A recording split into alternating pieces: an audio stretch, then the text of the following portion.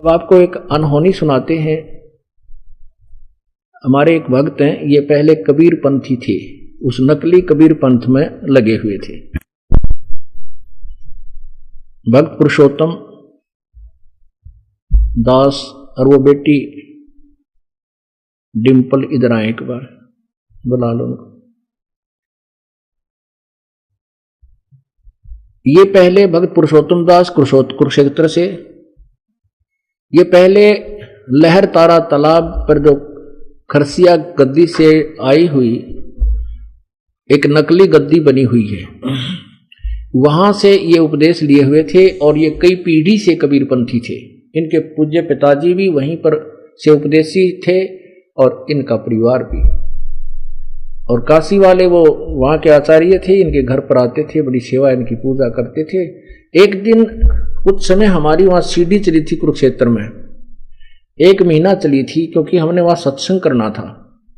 1 महीने में भी उन्होंने बंद करवा दी, जिनकी रोजी रोटी बंद हुई थी। इन्होंने वह सीढ़ी सुन ली एक दिन, इनके तड़फ उठी कि भी ये ज्ञान तो हमने कभी सुना नहीं और हमारे गुरु लोग तो ये बताते नहीं, हर कबीरपंथी कहलाते हैं। तो ये कहता मैं सोच ही रहा था कि कभी संत कहाँ मिला है, कैसे मिलूं। इतने में कहता मैंने पोस्टर लगा, देखा कि संत रामपाल तत्वदर्शी संत कुरुक्षेत्र में 5 दिन का सत्संग करने आ रहे हैं, 4 दिन का। कहता मैं गदगद हो गया। इन्होंने सत्संग सुना, सत्संग सुनते ही उसी दिन पूरे परिवार समेत इन्होंने उपदेश ले लिया। फिर इनके पिताजी ने भी उपदेश ले लिया। वो बुजुर्ग यहीं रहते हैं आश्रम के अंदर, पुण्यात्मा। और उस बुजुर्ग ने अब इतना कुर्बानी कर दी, इनके 2-3 बेटों ने भी नाम ले लिया। पुरुषोत्तम से छोटा बेटा है रोशनलाल, उसने भी उपदेश ले लिया। एक और भाई है इनका सतपाल, उसने भी उपदेश ले लिया। तो इनके पिताजी ने कहा भी मैंने तुम्हारे लिए बहुत कुछ किया, अपने लिए कुछ नहीं किया अभी तक। तुम्हारे लिए मैंने 10-10 किले यानी 50-60 किले और बना कर दे दिए बेटा। और अब मुझे पता चला कि मैंने कुछ दान पुण्य कुछ किया वहां पर, तो ठीक कुपात्र को कर दिया, वो संत सही नहीं थे। अब मेरा क्या बनेगा? कहा मेरे बाटे 3 किले आते हैं, मैं 3 किले गुरुदेव को दान करता हूं। बोलो सतगुरुदेव।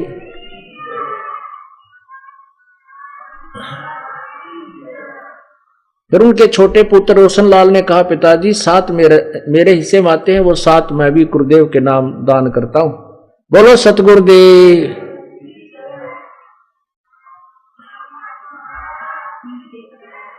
अब कहने का भाव ये है दास का कि समझा है तो सिर दर पाओ, बहर नहीं रे ऐसा दाओ। तो इन्होंने उपदेश ले रखा है सन 2004 से।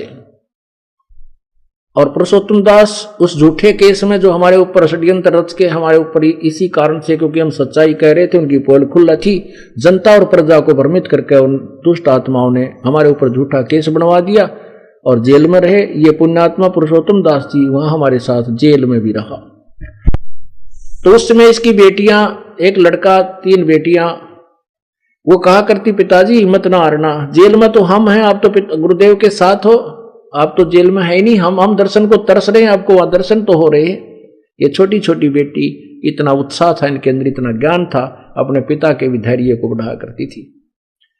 अभी 4था दिन है। उस दिन बीच वाली लड़की जो यहाँ बेटियां आती हैं सेवा करती हैं, एक बेटी तो यहाँ रहती है सेवा में 3 में से, और 2 भी कई बार रह जाती हैं। खुद पुरुषोत्तम भी आता है यहाँ पर सेवा करता है।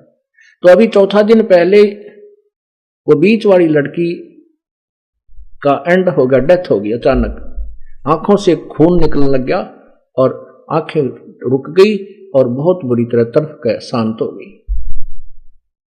पुरुषोत्तम भगत जी कह रहे हैं कि मैं देखकर इसकी दशा को समझ गया कि ये खत्म हो चुकी है। पहले इसकी मां मरी थी, वो भी ऐसी स्थिति में थी, कति खत्म हो चुकी थी। सब डॉक्टरों को उसको दिखाया था, डॉक्टरों ने कोई उसका बचाव नहीं कर सके। उसी स्थिति में यह आ गई है और अब मैं इस लड़की को कहीं नहीं दिखाऊंगा।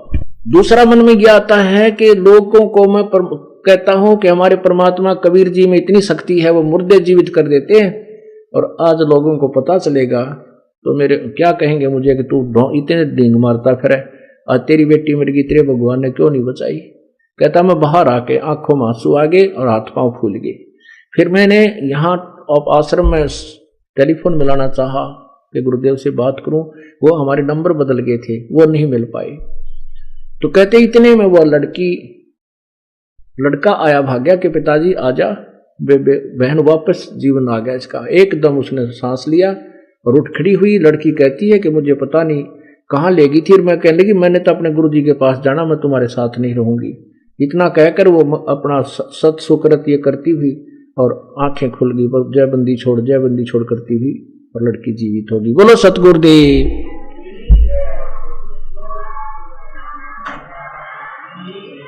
अब देखिए ये है भक्त पुरुषोत्तम दास, ये बेटी डिंपल।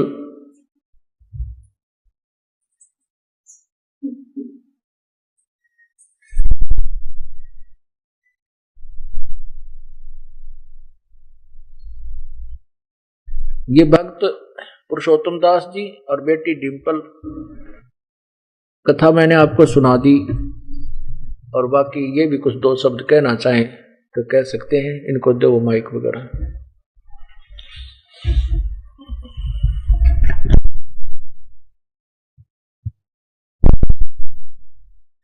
सतपुरुष बंदी छोड़ सतगुरु रामपाल जी महाराज, कोटि कोटि प्रणाम। आप कबीर परमेश्वर के अवतार इस स्वरूप में आए हुए हैं। हम सभी आत्माओं की भलाई के लिए दिन रात मेहनत कर रहे हैं, लेकिन हमारे को ये जोत स्वरूपी ये मन हमारे को फिर भी मानने नहीं देता। सदगुरु आपने ये जो अभी बात सुनाई ये बिल्कुल सत्य है। मैंने तो आज छोड़ दी थी कि ये लड़की अब जा चुकी है, अब तो सदगुरु ही इसको बचा सकते हैं। तो सदगुरु मैंने हृदय से प्रार्थना करी, परमात्मा आपसे विश्वास कम हो जाएगा लोगों का, आप दया करो। तो सदगुरु आपने इसको 5 मिनट के अंदर दोबारा फिर जिंदा कर दिया। देव की जय। बंदी छोड़ सदगुरु रामपाल जी महाराज की जय। बोलो बंदी छोड़ कबीर परमेश्वर जी की जय। सत साहिब। हाँ,